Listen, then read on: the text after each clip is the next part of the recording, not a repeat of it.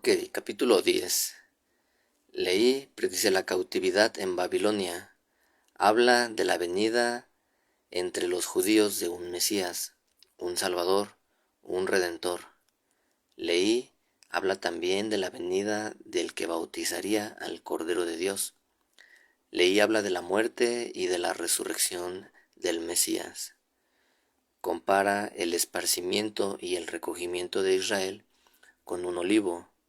Nefi habla acerca del Hijo de Dios, del don del Espíritu Santo y de la necesidad de que haya rectitud. Ok, entonces aquí hay unos capítulos que son un poquito más, eh, más, como tienen más detalles, no sé cómo decirlo. Necesitan un poco más de análisis. Entonces, durante la lectura voy a ir haciendo algunas pausas para explicar y comentar algunas cosas que pues, son importantes, ¿no? Entonces dice así: y ahora yo, Nefi, procedo a hacer un relato sobre estas planchas de la historia de mis hechos, y mi reinado y ministerio. Así pues, para continuar con mi relación, debo decir algo más acerca de las cosas de mi padre y también de mis hermanos, porque he aquí, aconteció que luego que mi padre hubo concluido de relatar acerca de su sueño y también de exhortarlos a ejercer toda diligencia, les habló acerca de los judíos, que después que fuesen destruidos, sí, esa gran ciudad de Jerusalén, y muchos de ellos fuesen llevados cautivos a Babilonia, volverían otra vez de acuerdo con el propio y debido tiempo del Señor. Sí, volverían de su cautividad, y después de volver de su cautividad, poseerían otra vez la tierra de su herencia. Sí, 600 años después de la partida de mi padre de Jerusalén, el Señor Dios levantaría a un profeta entre los judíos, sí, un Mesías, o en otras palabras, un Salvador del mundo. Ok, vamos a hacer la primera pausa aquí para dar un contexto histórico acerca de Jerusalén, ¿verdad? Están hablando aquí de que Jerusalén iba a caer por la espada y fue el periodo histórico en el que me parece que el rey Nabucodonosor, que está en la Biblia, rey de Babilonia, invade Jerusalén, pues obviamente mata a mucha gente, secuestra a otros para sus propósitos, ¿no? Y esto es a lo que llaman la cautividad del pueblo de Jerusalén o de Israel y su posterior esparcimiento, ¿no? De las tribus de este pueblo. Ok, continuamos en el 5. Y también habló concerniente a los profetas del gran número que había testificado de estas cosas referentes a este Mesías de quien él había hablado, o sea, de este Redentor del mundo. Por lo tanto, todo el género humano se hallaba en un estado perdido y caído, y lo estaría para siempre, a menos que confiase en este Redentor. Y también les habló acerca de un profeta que habría de preceder al Mesías para preparar la vía del Señor. Okay, aquí habla de que el género humano se había caído, estaba en un estado perdido y caído, así dice. Ahí está haciendo referencia a la caída de Adán y Eva, de cuando el pecado y todo eso entró a la mortalidad también entró al hombre, ¿no? Y que para salvarnos de esa mortalidad, de esa corrupción, del pecado, de todo lo que nos hace daño física, espiritual y emocionalmente, pues iba a enviar un redentor, ¿no? Ese es el Salvador. Dice, y también les habló acerca de un profeta que habría de preceder al Mesías para preparar la vía del Señor. Sí, y que saldría y proclamaría en el desierto: preparad el camino del Señor y enderezad sus sendas, porque entre vosotros se halla uno a quien no conocéis. y más poderoso es que yo, y de quien no soy digno de desatar la correa de su zapato. Y mi padre habló mucho tocante a esta cosa. Y mi padre dijo que bautizaría en Betabara, del otro lado del Jordán, y también dijo que bautizaría con agua, que aún bautizaría al Mesías con agua, y que después de haber bautizado al Mesías con agua, vería y daría testimonio de haber bautizado al Cordero de Dios, que quitaría los pecados del mundo. Okay, entonces aquí Leí está relatando la visión que tiene acerca de el bautismo de Jesucristo cuando él viene y Juan le dice que no es digno de, de bautizarlo, ¿no? Porque reconoce que él era el Salvador y que no tenía mancha, que él era un ser sin pecado. Mas, sin embargo, recordemos que el Salvador le dijo que era importante que se bautizara porque es una ley con la que deben de cumplir todas las personas que nacen en este mundo. Y bueno, continuemos.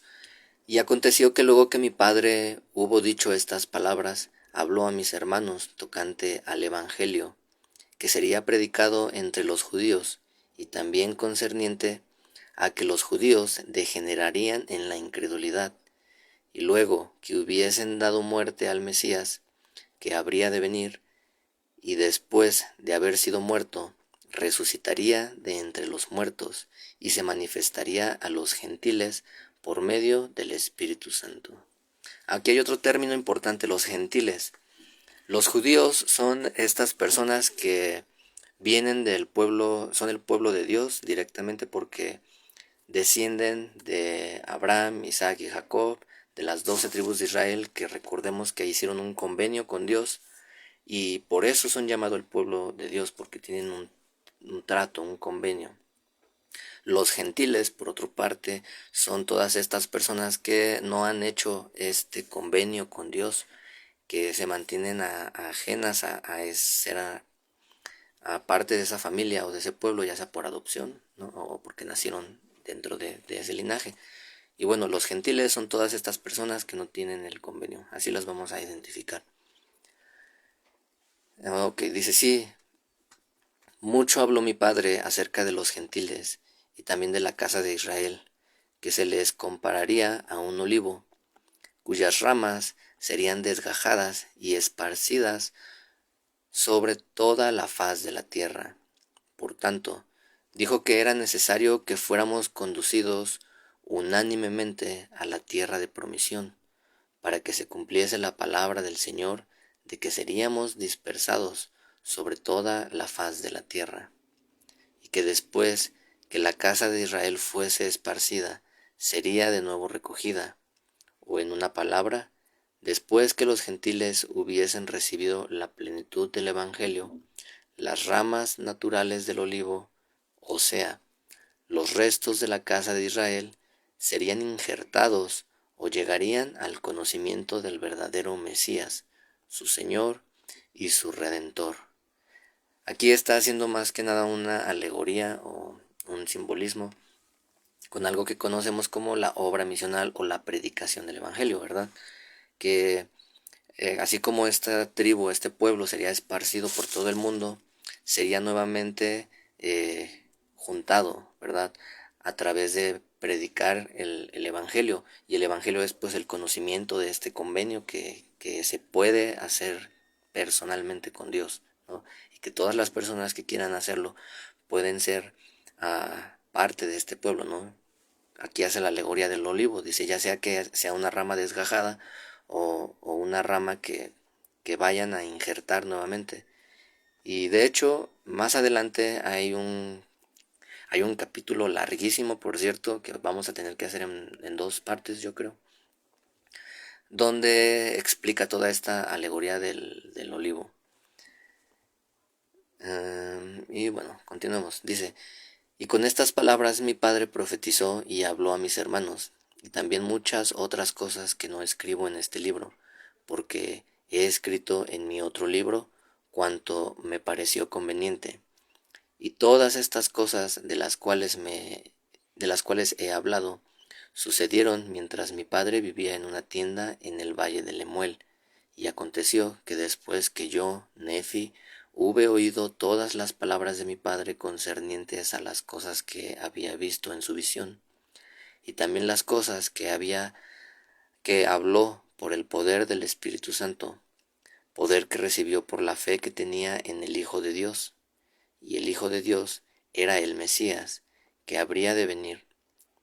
Yo, Nefi, sentí deseos de que también yo viera y oyera y supiera de estas cosas, por el poder del Espíritu Santo, que es el don de Dios para todos aquellos que lo buscan diligentemente, tanto en tiempos pasados como en tiempos en que se manifieste Él mismo a los hijos de los hombres, porque Él es siempre el mismo, ayer, hoy y para siempre, y la vía ha sido preparada para todos los hombres desde la fundación del mundo, si es que se arrepienten y vienen a Él, porque el que con diligencia busca, hallará, y los misterios de Dios le serán descubiertos, por el poder del Espíritu Santo, lo mismo en estos días como en tiempos pasados, y lo mismo en tiempos pasados como en los venideros.